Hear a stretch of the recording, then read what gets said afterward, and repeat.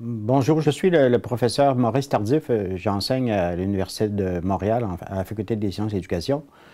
Je suis un des membres fondateurs en 1992 du Centre de recherche interuniversitaire sur la formation et la profession enseignante.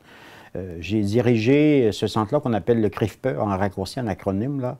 J'ai dirigé le centre du moment de sa fondation à l'automne 92 jusqu'en 2005.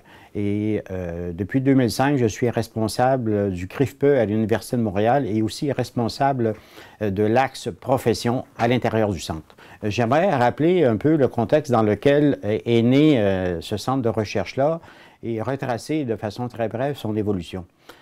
Donc, officiellement, le CRIFPE est né à l'Université Laval en septembre 1992 dans le cadre d'un rassemblement de chercheurs qui désiraient mettre en place une nouvelle structure de recherche. Pourquoi on souhaitait mettre en place une nouvelle structure de recherche qui allait devenir dans les années suivantes un centre de recherche? Je rappelle d'abord que les sciences de l'éducation dans les universités québécoises étaient récentes. En réalité, les sciences de l'éducation se sont développées à la fin des années 60 et surtout dans les années 60, 60 et 80.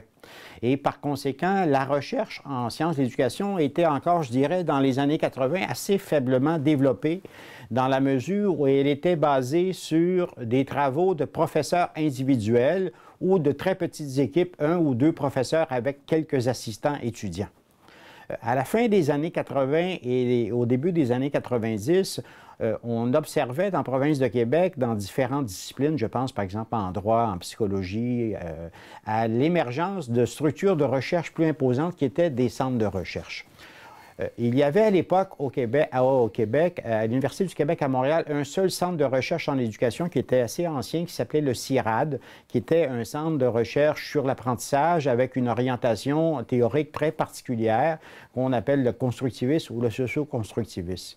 Par ailleurs, il y avait aussi un centre qui avait été créé quelques années avant par des syndicats d'enseignants, notamment la CSQ, la Centrale des syndicats du Québec, qui s'appelait le CREAES. Or, assez étrangement, il n'y avait pas, au début des années 90, de centre qui s'intéressait à la formation des enseignants et à l'étude de leur profession. Pourquoi je dis assez étrangement? Parce qu'en réalité, la principale mission des facultés d'éducation au Québec et au Canada aussi, c'est précisément la formation des enseignants.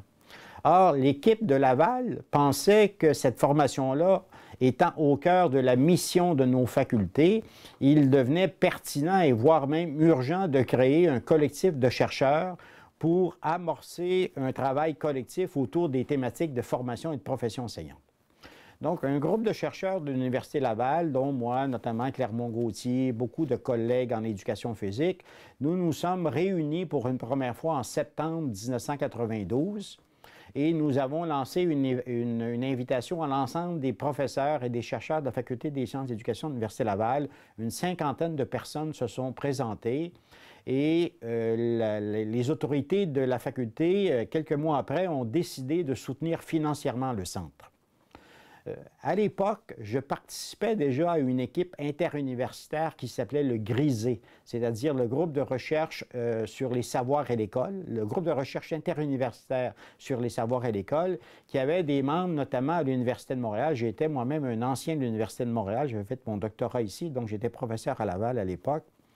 Et le centre de recherche qu'on avait créé à Laval, d'emblée, souhaitait s'inscrire dans une perspective interuniversitaire. Aucun autre centre en éducation, aucun autre regroupement n'avait cette perspective-là. Chaque centre qui existait à l'époque était mono-universitaire. Tu avais le centre de l'UQAM, le centre de Laval, du CREERES, etc. Pourquoi une perspective interuniversitaire? Parce que je considérais à l'époque, comme plusieurs de mes collègues, que si on voulait avoir vraiment un véritable potentiel de recherche, une véritable force de recherche, il fallait absolument réunir les forces vives de la recherche québécoise qui s'intéressaient à la formation et à la profession enseignante. Donc, la caractéristique la plus originale du CRIFPE d'entrée de jeu, c'était cette dimension universitaire-là qui s'est rapidement développée dans les années suivantes.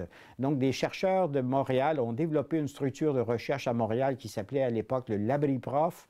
Des chercheurs de Sherbrooke qu'on avait sollicités, qu'on connaissait, avec lesquels on collaborait déjà, ont créé aussi des structures de recherche. Et ces structures de recherche-là se sont rapidement articulées entre elles pour créer un centre qui s'appelle, à l'époque déjà, le CRIFPE, le Centre de recherche interuniversitaire sur la formation et la profession enseignante. En 1996, donc 4 ans plus tard, le Centre a fait une demande officielle de reconnaissance au Fonds québécois de recherche sur la société et la culture, ce qu'on appelle aujourd'hui le FQRSC, qui s'appelait à l'époque le FCAR. Et cette demande-là a été reconnue et nous avons obtenu par conséquent une importante subvention de 1996 à 2001. Cette subvention-là a permis vraiment le démarrage du centre sur grande échelle. Pourquoi? Parce qu'il faut se rendre compte qu'une subvention FCAR était accordée pour la première fois à un centre de recherche en éducation qui travaillait sur la problématique de la formation et la profession enseignante. Le CRIFPE, avec cette subvention-là, devenait un pôle d'excellence au Québec et un véritable symbole de rassemblement pour les chercheurs et les chercheuses québécois intéressés par les problématiques de formation et de profession enseignante. Donc, c'est dans ce cadre-là que le centre s'est développé avec cette première subvention-là. Nous avions, dès le début, créé des outils promotionnels. Par exemple, le bulletin a été créé en 1993 par moi, le bulletin formation et profession. Nous avions aussi créé un site Internet avec les moyens de l'époque. Internet, au milieu des années 90, n'avait pas la puissance et le rayonnement qu'il a aujourd'hui. C'était le démarrage d'Internet aussi. Il y a beaucoup de choses qui démarraient en réalité en même temps. Et donc, le centre a pris son envol dans la seconde partie des années 90. En l'an 2000, je suis venu à l'Université de Montréal comme professeur titulaire et la direction du CRIFPE s'est déplacée avec moi à Montréal.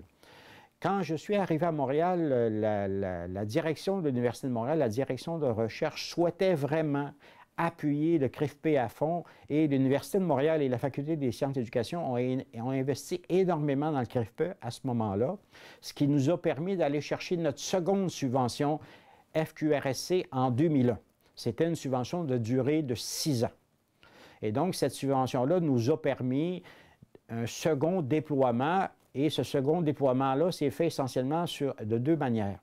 Premièrement, le CRIFPE était d'abord une structure qui était distribuée à Montréal, Laval et Sherbrooke. À partir des années 2000, nous avons intégré des chercheurs de l'ensemble des universités de la province de Québec. Je pense qu'il y a 11 ou 12 universités au Québec. À peu près l'ensemble des institutions universitaires québécoises, sauf la TÉLUQ, là, ont désormais des membres dans le CRIFPE et ça, c'est apparu au début des années 2000. Donc, avec la seconde subvention, le centre est vraiment devenu un centre national et non plus simplement interuniversitaire. Un deuxième phénomène qui est important de comprendre pour saisir l'essor du CRIFPE à partir des années 2000, c'est que les chercheurs qui ont lancé le centre dans les années 90 avaient formé par la suite de nouvelles générations d'étudiants en doctorat qui sont devenus professeurs de l'université. Donc, près d'une trentaine de nos étudiants sont devenus, à la fin des années 90 et au tournant des années 2000, sont devenus des professeurs d'université et des professeurs dans l'ensemble des universités de la province de Québec. Et cette deuxième génération-là a vraiment joué un effet de levier dans la mesure où, dorénavant, nous avions des chercheurs de première ligne partout et une nouvelle génération de chercheurs qui reprenaient le flambeau initial. Donc, le centre s'est développé de cette façon-là jusqu'en 2010. Et en 2010, on vient de se voir attribuer une nouvelle subvention du FQRSC, une subvention en 2011, de 6 ans, qui va nous conduire jusqu'en 2017, 2018 et voire au-delà. Donc, le centre est maintenant le plus ancien centre subventionné au Québec en sciences de l'éducation, un des plus anciens en sciences sociales et humaines. Il est dorénavant reconnu comme le centre d'excellence au Québec, comme le montre le dernier classement du FQRSC. Donc, c'est notre centre, le CRIFPE, qui a obtenu la plus importante subvention parmi l'ensemble des centres en sciences sociales et humaines qui étaient en compétition, c'est-à-dire 65 centres. Et donc, c'est le CRIFPE qui a été classé au premier rang. Donc, je disais que j'ai assumé la direction du centre de 1992.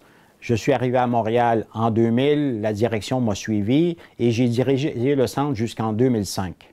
En 2005, pour des raisons professionnelles, j'ai quitté le Québec. J'ai été travailler comme recteur en Suisse dans une institution de formation des maîtres qu'on appelle les hautes écoles pédagogiques. Et la direction du centre, le bureau de direction du centre, a choisi de confier la direction du centre à partir de 2010 à mon jeune collègue Thierry Carcenti de l'Université de Montréal. Donc, Thierry Carcenti anime et dirige dorénavant le CRIFPE depuis 6 ans. Et c'est vraiment grâce à lui, grâce à ses efforts, que le CRIFPE a été renouvelé tout récemment dans les derniers jours pour une nouvelle subvention de 6 années. Thierry Carcenti est l'exemple même de ce dont je parlais tantôt, c'est-à-dire la deuxième génération des jeunes chercheurs qui ont été jadis nos étudiants et qui se sont par la suite engagés dans le développement du CRIFPE. Donc, Thierry Carcenti fait partie de cette seconde génération des chercheurs, il y a une quinzaine d'années au moins, de plus jeunes que moi. Et cette génération-là est extrêmement performante, et notamment grâce à des gens comme Thierry, Stéphane Martineau, Jean-François Desbiens, Louis Levasseur, Joséphine Mukamurera et des dizaines d'autres. Des dizaines d'autres, je ne peux pas tous les nommer, bien sûr, dans cette brève présentation. Le centre est maintenant entre les mains de cette nouvelle génération de chercheurs. Et dans les prochaines années, avec la sécurité, je dirais, que procure cette nouvelle subvention de renouvellement qui va nous amener autour de 2020 en réalité, le centre va s'engager vraiment dans des développements majeurs, notamment sur le plan international. Il va consolider ses appuis, ses relations avec d'autres unités de recherche, d'autres centres. Thierry Carcenti aussi, depuis 2005, étant le nouveau directeur du centre, je dirais, a recréé toute l'infrastructure technologique du centre en mettant en place notamment un site Internet hautement performant et qui est fréquenté sur une base annuelle par minimalement 3 millions de personnes qui fréquentent notre site. Nous continuons toujours à éditer notre bulletin Formation et Profession qui est distribué via Internet à plus de 100 000 exemplaires par année. Bref, le CRIFPE étant encore le plus ancien centre, se voit encore et toujours avec le vent dans les voiles et nous avons énormément de projets sur la table dans les 10 prochaines années. Merci.